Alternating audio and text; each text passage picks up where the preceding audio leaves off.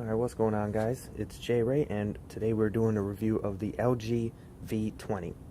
Right out the box, this phone is running Android 7.0 Nougat with the LG UX 5.0 UI on top of it. The dimensions are 159.7 by 78.1 by 7.6 millimeters. The weight is 174 grams. The material is aluminum. Does have a fingerprint sensor along the back, which I might add is very, very good. You barely have any misreads at all. It does have the MIL-STD-810 certification, so it is shock resistant. Any kind of small drops or anything, you don't really have to worry about it. Colors come in gray, silver, or pink. Onto the display, it is a 5.7-inch panel with a resolution of 1440 by 2560 pixels, which works out to 513 pixels per inch. It is an IPS LCD display. It has Gorilla Glass 4 on it, and it does have that additional display, which is another 1040 by 160 pixels. Moving on to the camera, we have 16 megapixel main shooter with dual LED flash, 1.8 aperture, and for the secondary camera, we have 8 megapixel 2.4 aperture. For the main sensor, you have optical image stabilization, autofocus, phase detection, and laser autofocus. We have a lot of manual controls on the camera for people that are more into setting their own exposure and things like that. The camera does shoot up to 4K, which is 3840 by 2160. The front-facing camera is 5 megapixel, and both cameras on the front and the back are wide angle. Moving on to the hardware, it has a Qualcomm Snapdragon 820 in it, 64-bit, has Adreno 530 GPU, 4 gigabytes of RAM, and 64 gigabytes of onboard storage. It does have micro SD expansion up to 2 terabytes. Now for the battery, we have 3200 milliamp hour battery.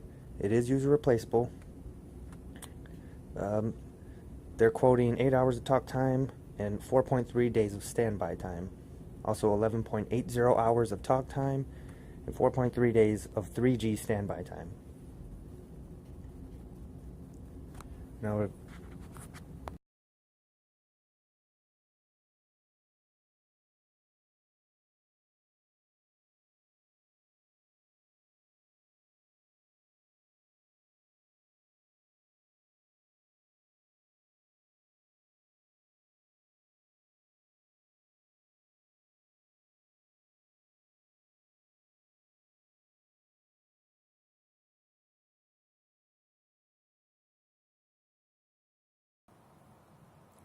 now we'll go through what I think is important about the phone.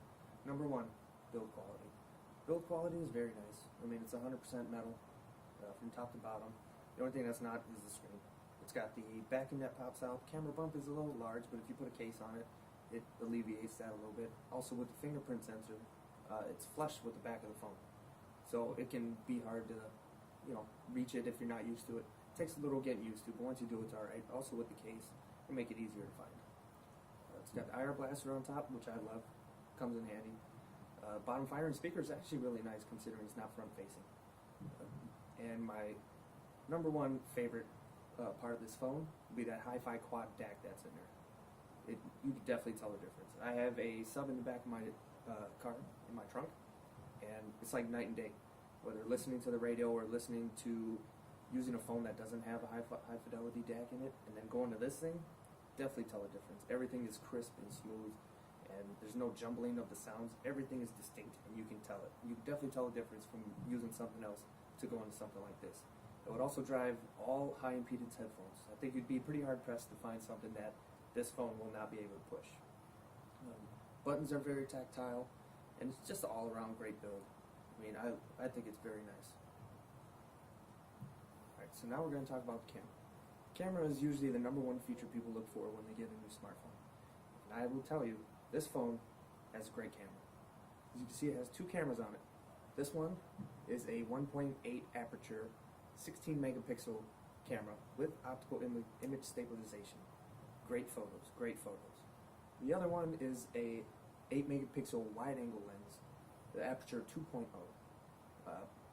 This also takes pretty good pictures in the right lighting, but you're going to get a quality degradation because you're going from 60 megapixel to an 8 megapixel. But it's still great for getting those wide angle shots.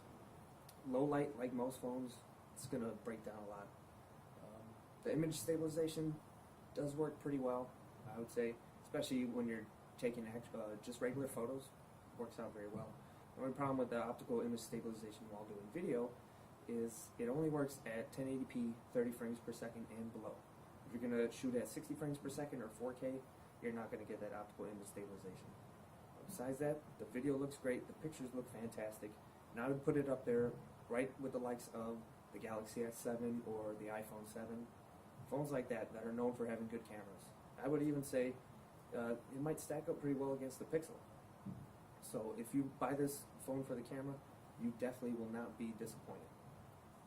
Alright, now for the battery of this phone.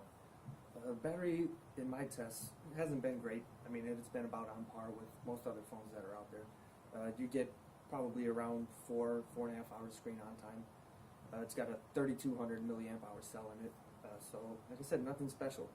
But this phone does have a trump card, and that is, you pop this top off, you pop the backing off, and you can take the battery out, put a whole nother one in. So you can go from 0 to 100% battery in a matter of like a minute. So though the battery is nothing special, you have the choice to have as many batteries as you want. Plus with this having Quick Charge 3.0, you can also charge the phone, at least in my tests, I was going from 5% to 100 in about an hour and a half. So you definitely can charge this very fast. So battery life, kind of on par with everything else, but you can quickly switch the battery and it charges very fast. So to me, I think that makes this phone a winner. Alright, next thing I want to talk about is the everyday usage of this phone. Now, phone, you're not going to have any hiccups. Everything's going to run smoothly for you for the most part. This will get you through a full day of use, I would say, easily. As long as you're not a power user, you should be okay. The one downfall is there are bugs in this phone. It's not going to be too bad. Some people see it as a complete disclaimer. They won't even use the phone just because there's bugs here and there. But in my usage, it's been decent. It's been pretty good. I love this phone, even with the small bugs that it does have. But I will share with you guys one bug that kind of threw me for a loop for a little bit. Just a few days ago, I was in my buddy's car. Shout out to Ducci Lucci. Plugged my phone into his auxiliary cable, and then the whole phone just started freaking out. It was opening apps.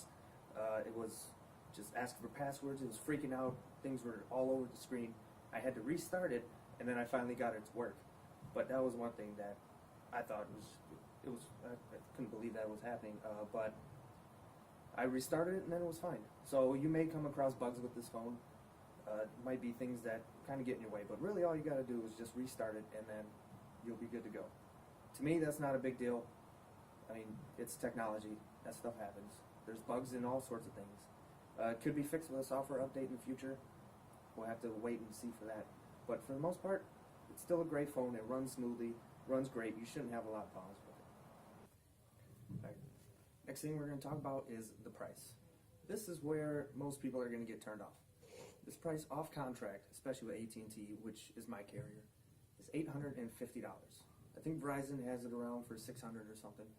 So my recommendation would be only to get this phone if you were due for an upgrade, which is why I got this phone. I wasn't going to pay $850 for this. So I was due for an upgrade, and I got it through AT&T to where I'm paying monthly for it. It's kind of hard to justify if you're going to buy it straight out, but then again, it's hard to do that with most phones. If you think about iPhones, you think about the Note, things like that, it's very hard to justify buying it off contract. So if you're due for an upgrade and you're looking for a nice Android phone, this is definitely one to get.